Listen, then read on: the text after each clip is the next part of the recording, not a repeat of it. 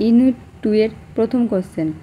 যোগদানের জন্য ব্যবহৃত 5টি সবচেয়ে সাধারণ পদ্ধতি হলো: 1. যান্ত্রিক বন্ধন, তার মধ্যে পড়ে স্ক্রু, বাদাম বা নাট, বিভেটস। 2. ঢালাই। 3.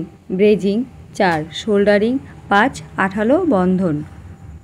যান্ত্রিকভাবে 2 বা ততোধিক বস্তুকে একত্রে যুক্ত করতে পারে যে যান্ত্রিক ফাস্টেনারগুলি হলো বাদাম, বোল্ট, স্ক্রু, স্টাড, বিভেটস, সিন, পিন, টাই রড ইত্যাদি।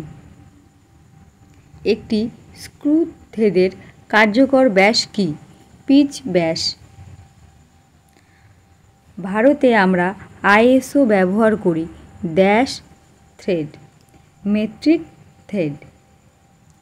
দুটি বাহ্যিকভাবে থ্রেড যুক্ত রডকে একসাথে যুক্ত করতে ব্যবহার করা হয় ড্যাশ, ব্যবহার করা হয় কাপলিং।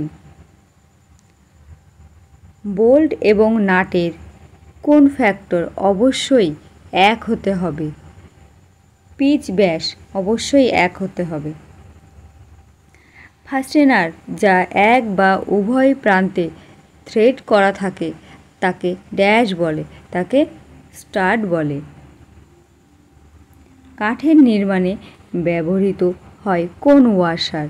কাঠের নির্মাণে ব্যবহৃত হয় ওজি ওয়াশার। রিভেট কোন ধরনের ফাস্টেনার? রিভেট আধা স্থায়ী যান্ত্রিক ফাস্টেনার। ফাস্টেনারগুলির ধুলো এবং মরিচা অপসারণের জন্য ব্যবহৃত হয় ড্যাশ, ব্যবহৃত হয় অ্যান্টি রাস্ট দ্রবণ বা অ্যান্টি রাস্ট সলিউশন।